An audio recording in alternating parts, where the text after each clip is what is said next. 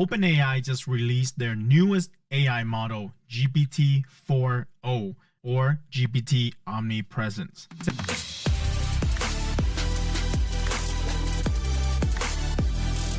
Sam Altman said this is one of their best models yet. And today in this video, we will be talking about the different use cases that this model is able to do. And I'm also going to test it against Meta AI to see if it's better at some math problems.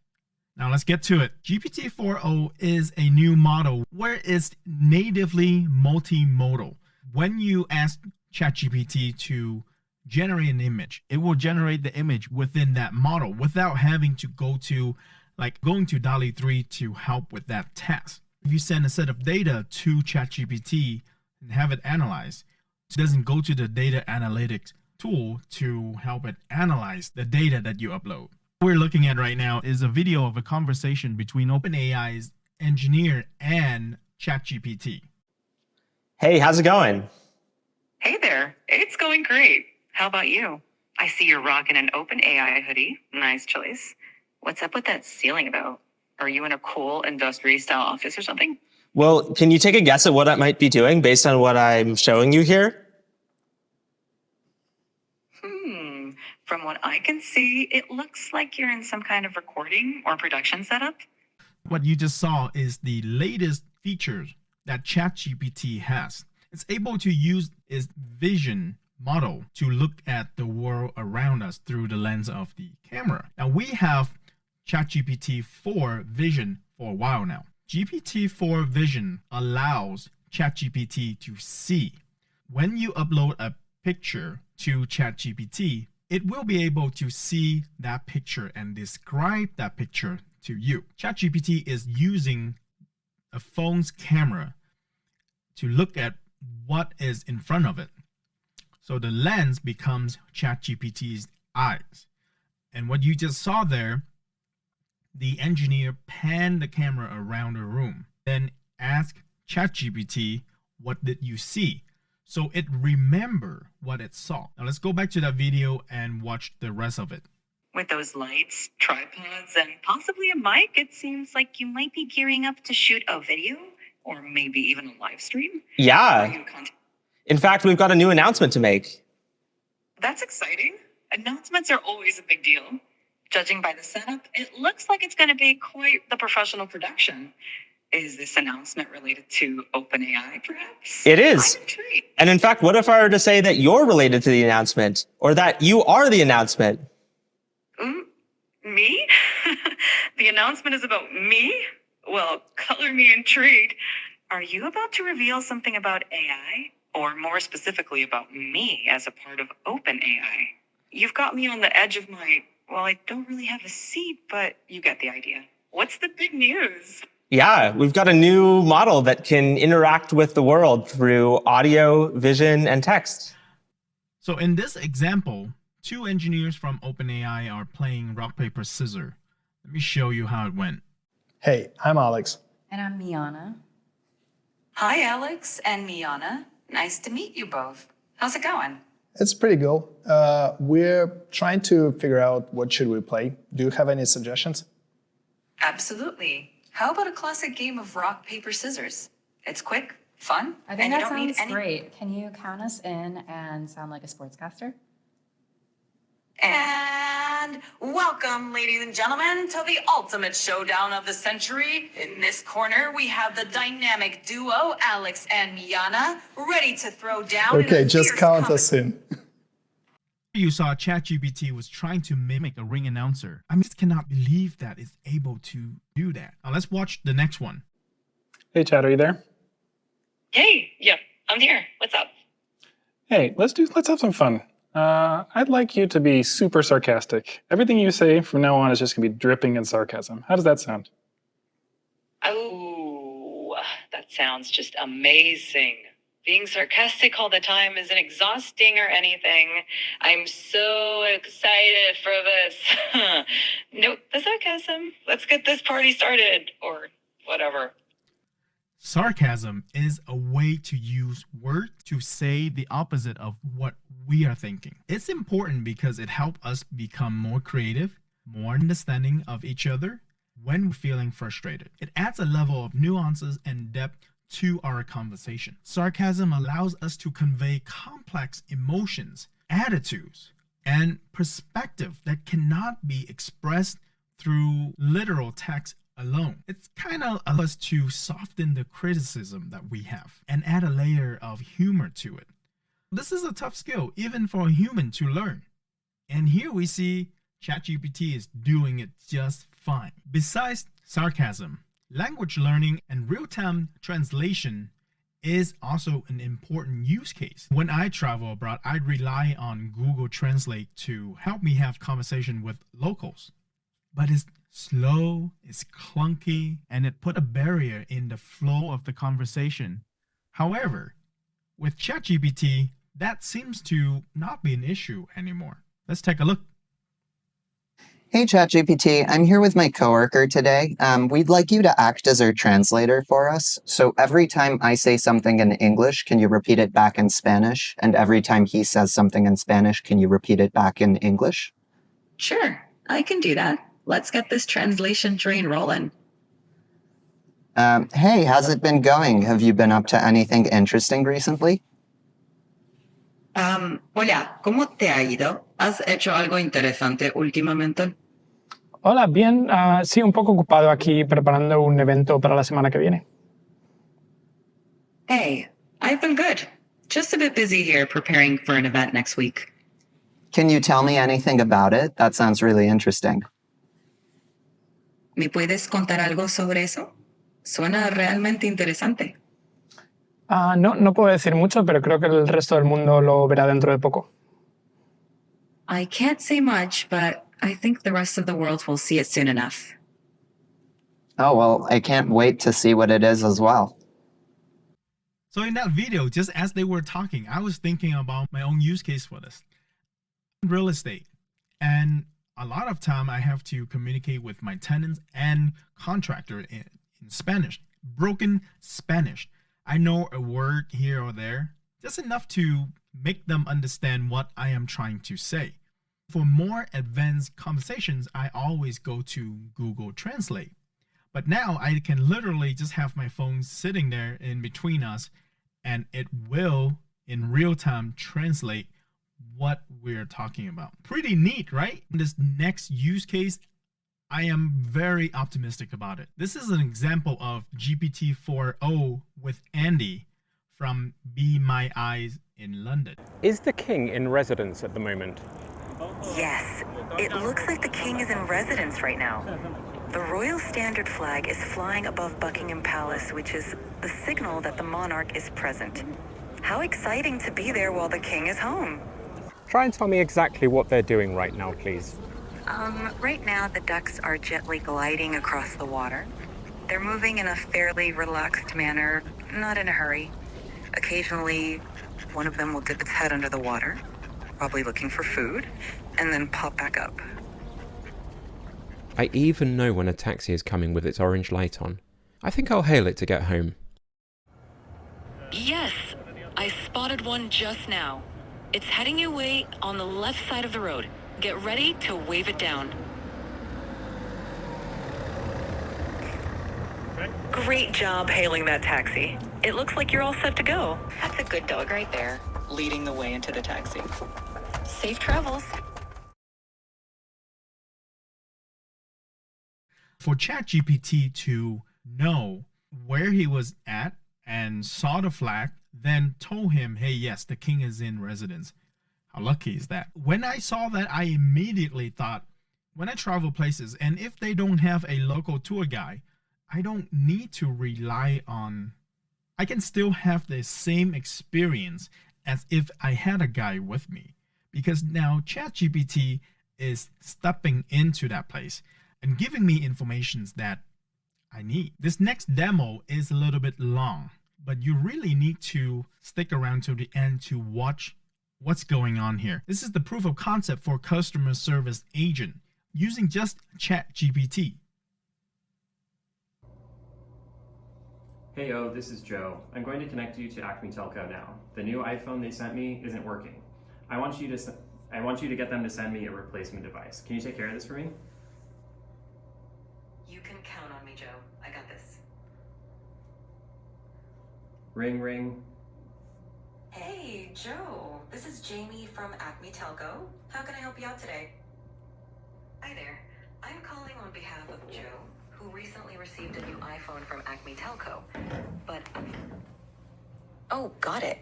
When did Joe receive the new iPhone? The iPhone was delivered 2 days ago. Cool. Could you share the order number with me? Of course. It's 10293-849. Great, thanks. Is the device physically damaged in any way? No, there's no physical damage. It's just not turning on despite trying all the basic troubleshooting steps. Bummer. Would Joe prefer to return the iPhone to an Acme Telco store or ship it back? Shipping it back would be the best option. Could you please provide the shipping information and process to get a replacement? Absolutely. I'll email a shipping label and return instructions. Could you provide Joe's email address for me? Sure. It's joe@example.com. Awesome. All right. I've just sent the email. Can you check if Joe received it? We'll check right now. Please hold. Sure thing. Hey, Joe. Could you please check your email to see if the shipping label and return instructions have arrived? Fingers crossed. Yep, I got the instructions. Perfect. Joe has received the email. Thank you for your help. No problem at all. Anything else you need help with? That's all for now. Thanks again. You're welcome. Have a great day, Joe. Now that is how you do voice chatbot. Now I did a video to teach you how to create your own AI voice bot. I'll put a link up here so you can watch it and create your own voice bot. But even that is not as good as this model. The voice, the emotion, the tonality, it's just at another level. There's nothing like it right now. OpenAI is going to disrupt the customer service field. I have a strong feeling that a lot of people will be using this model to create all kind of voice bots, from customer service agents to AI girlfriends to relationship dating coaches or even a therapist. When you open up voice and when it's this good, it opens up so many more opportunities for people like us. I have one more use case that I really love, and this particular use case comes near and dear to my heart, which is tutoring. As an immigrant, when I first came to the US, I needed a lot of help with my homework. I had the knowledge. I knew how to do the math. I knew how to do the physics problems, geometry problems, chemistry problems, balance equations, whatnot. But what I lacked was the vocabulary. I didn't know what my teachers asked me to do. I didn't know what the assignments asked me to do. And as the problems got harder and harder, I needed more help. But I couldn't afford a private tutor. Luckily for me, I found some free resources at the local libraries. And as I got into university, I used Khan's Academy a whole lot. And so in this video, what you will see is Sal Khan and his sons Imran Khan using ChatGPT as a tutor. This is immensely useful for students all across the world. Public schools in the US are already in the decline. Many parents are now choosing to homeschool their kids or send them to charter school or private schools. So the public school system is shrinking.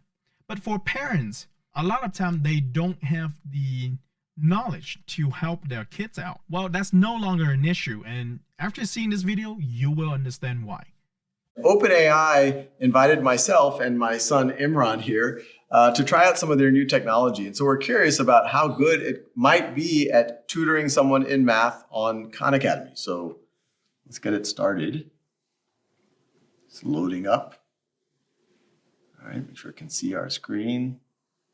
Actually, in this format, Hello there. I can't. I'm here with my son, and I'd love you to tutor him on this math problem. but don't give him the answer. You can ask questions and nudge him in the right direction, but I really want to make sure he understands it himself. And he's here in the room, so you can talk to him directly.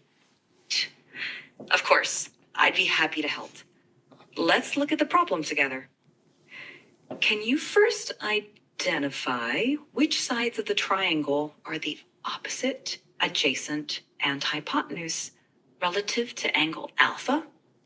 All right, so I'm pretty sure this is the angle alpha right here, right? Perfect. That's correct. Now, looking at the triangle, which side do you think is the hypotenuse?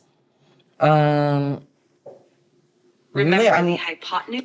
I'm not totally sure. I think it might be this one, but I really am not sure. This side AC. You're close. Actually, side AC is called the adjacent side to the angle alpha. The hypotenuse is the longest side of a right triangle and is directly opposite the right angle. Can you find which one is the hypotenuse? Oh, okay, I see. So I think the hypotenuse is this really long side from A to B. Would that be correct? Exactly. Well done. Now that you've identified the hypotenuse, can you identify which side is the opposite side to angle alpha? Okay, well, I mean, you told me earlier that this was the adjacent side, and I know that's the hypotenuse, so I'm guessing that this side, BC, is the opposite side. Great deduction. That's absolutely correct. Now that you've identified all the sides relative to angle alpha, do you remember the formula for finding the sine of an angle in a right triangle? Yeah, I know that the sine is equal to the opposite over the hypotenuse. Perfect. That's absolutely right. Now, can you apply that formula to find sine alpha in the triangle using the lengths of the sides that we've identified? Okay, so, I mean, you told me that 7, this side BC, is the opposite side. And then you said that the hypotenuse is the longest side, so that would be this side AB, which is 25. So would the answer be 7 over 25? Excellent work. That's correct. Sine alpha equals 7 over 25. You did a great job identifying the sides and using the sine formula. If you have any more questions, feel free to ask. And just like that, ladies and gentlemen, we now have AI tutors. Besides all of the capabilities and different use cases that I've just shared with you, there are a lot more that OpenAI did not tell us. And on this page that OpenAI announced the new ChatGPT version 4.0, they also have a list of different capabilities. So I want to share a few of them with you. First of all is visual narrative robot writer's block. So what we have here is the prompt on the left hand side and the output on the right hand side. A first person view of a robot typewriting following journal entries. So I can see now, caught the sunrise and it was insane. Colors everywhere. Kind of makes me wonder, like, what even is reality? The text is large, legible, and clear. The robot's hands type on the typewriter. So this right here is the entire prompt. And as we can see on the right hand side, this is the output. You have the robotic hands, you have a typewriter, and the middle block of text is now on paper. Now this is very impressive because not every text-to-image model can handle text, especially not the large amount of text that we are seeing right now. And we continue. The next input. The robot wrote a second entry. The page is now taller. The page has moved up. There are 2 entries on the sheet. Okay, so it's now telling ChatGPT, hey, the paper is now longer. All right, so this is the first block of text. Now let's add the second block of text. And as we can see on the right hand side, the paper is now taller. Now we have the first block of text and then the second block of text. The only mistakes that I can see is this word, what else? It's right now spelled EISE with an accent as opposed to ELSE. This is a minor mistake. We can easily fix this The robot was unhappy with the writing, so he is going to rip the sheet of paper. Here is his first-person view as he rips it from top to bottom with his hands. The two halves are still legible and clear as he rips the sheet. You see that he rips the sheets of paper and you can still read the text. That's pretty impressive. Now, here's another capability. This one is to create a movie poster. And it's okay, let's design another poster with the two new characters. This is the picture of Alex, and they attach a picture of Alex, and also a picture of Gabriel. Now, the input is the final poster of the movie Detective. This features two large faces of Alex and Gabe prominently. Alex on the left is depicted in a thoughtful pose with a hint of introspections in his eyes. Gabe on the right has a slightly weary expression, possibly reflecting the challenges of their character faces in the film. The names Alex Nichols and Gabriel Go are features above their heads. The background brick wall is slightly faded and foggy. Their expressions are serious and determined, hinting at the investigation they are about to undertake. The tagline for this dark and greedy movie is "Searching for Answers" is shown at the bottom. So that's the input. ChatGPT was able to create this poster. It got the faces in the right position. The word detective, that's correct. The text down here, "Searching for Answers," is not legible. Same with the name, Alex Nichol, Gabriel Go. The technology is still not that good. And I actually like that they shared this output instead of, a perfect output. They just put it out and say, here, this is what it can do. We can easily put this poster in Canva and just fix the words. Pretty easy to do so. Another use case that I really like is the ability for ChatGPT to describe pictures in details. As we saw earlier, ChatGPT could describe things in real time through video to a blind person. So its capability to describe things is unmatched. So what we're looking at right now is that someone asked ChatGPT to describe this picture of Sam Altman, and ChatGPT came up with this. It says, all right, you look a bit weary, maybe indicating some mental or emotional fatigue. The slight smile suggests you are trying to be positive or approachable, but there's a sense of underlying stress or concern. The slight furrow in your brow and the way your eyes appear could hint at deep thinking or dealing with something challenging. Overall, you are projecting calm and composure, but there's more complexity beneath the surface. So this is the picture. I'm not sure if a human being can even describe someone in such detail, but this current model of ChatGPT is able to look at the facial expression and describe the emotion. This is something that AI have been struggling with for the last year. People have been criticizing all of these AI models that they lack the ability to understand human emotion. Now, I understand that this is a static picture that ChatGPT is looking at, but you have to remember this is just the beginning.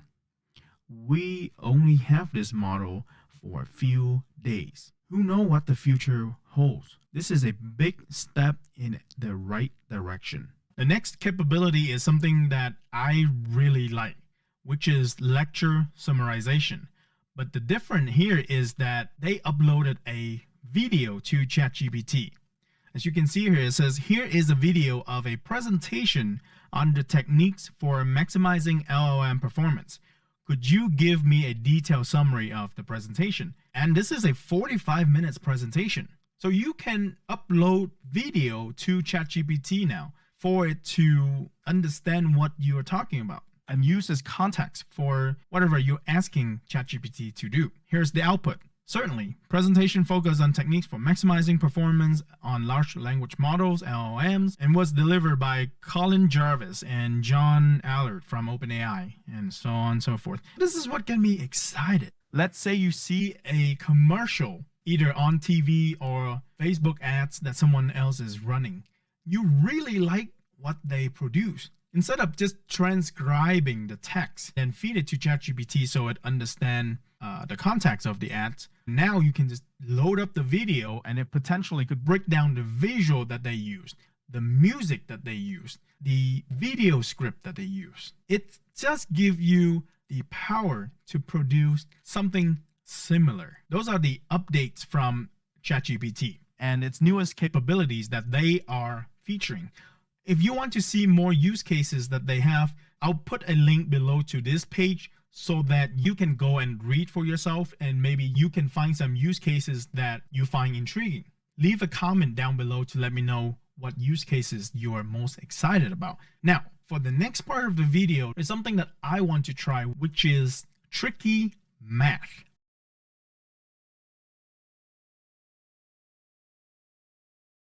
What he really meant to say is riddle, but I'm sure you get the point. Now, back to the main video. You can immediately give me an answer, but that answer may not be correct. This is the same way for ChatGPT and other AIs right now. So when I ask you 2 + 2 = what, you're gonna answer 4. You're gonna be able to answer that automatically. You don't have to think, you don't have to reason. But in this video, I'll show you, I tested GPT-4o versus GPT-4 and Meta AI. Here's the problem that I ask. A man steals $100 from a store. He then buys $70 of food with the $100 and then get $30 back. How much money did the store lose? If you think quickly, you would think that the store lost $200, but is it? Now let's see. This is the output from ChatGPT-4o. To determine how much the store lost, let's break down the situation step by step. I did not even ask it to do this, right? So 1, theft. The men steal $100 from the store. They lost $100. The man purchased $70 worth of food with the stolen $100. The store received $100 stolen money and then gave the man $70 worth of food. The store gives the man $30 in change. Net calculation. The store lost $100 due to theft. The man buys $70 worth of food. The store essentially exchanges $70 of goods for $70 of stolen money. There's no additional loss for this transaction. However, the store also gives $30 in change using legitimate money. In sum, the store lost $100 initially and then give $30 in change. So they lost $130. That's GPT-4o. It says that in this situation, the store lost $130. Now, I switch over to GPT-4, the normal version that we have been using, and it gives a totally different answer. It says the initial theft. The man took $100 from the store, so the store lost $100. And then the man returned $100 to the store and bought $70 worth of food and got $30 in change.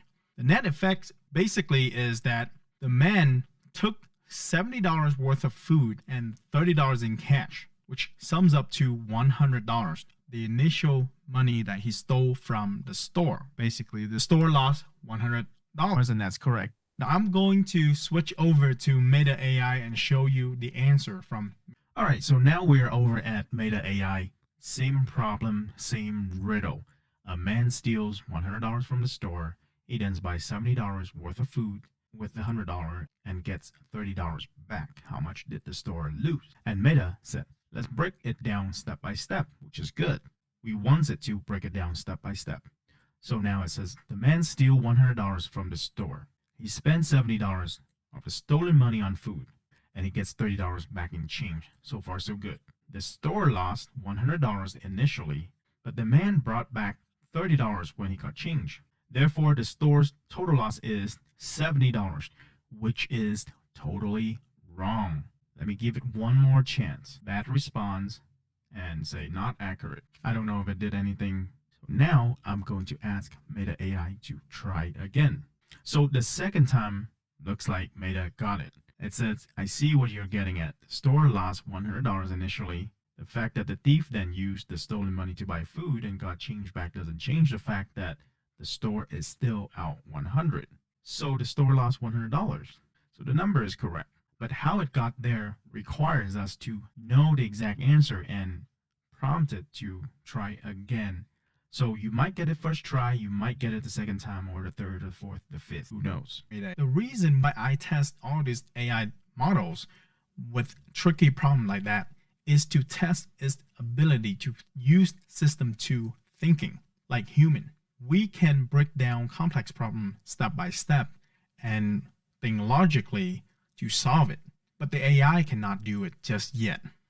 That's why I want to test all of these models out. From our test today, I think GPT-4, not GPT-4o, is better. Now that's just one example out of the thousands and thousands tricky math problems just like that one. But we want to test the AI models so we know where it's at. To close out this video, I would highly encourage you to go try GPT-4o. Despite it not being really good at answering the tricky math problem that I ask, I still believe that this is just the beginning of a model that has a lot of potential. So try it out and let me know your result. If you found value in this video, please give me a like and subscribe to the channel. If you need help integrating AI into your business, you can book a consultation call at the link below, and I'll be happy to talk with you and see how we can help you integrate AI into your business.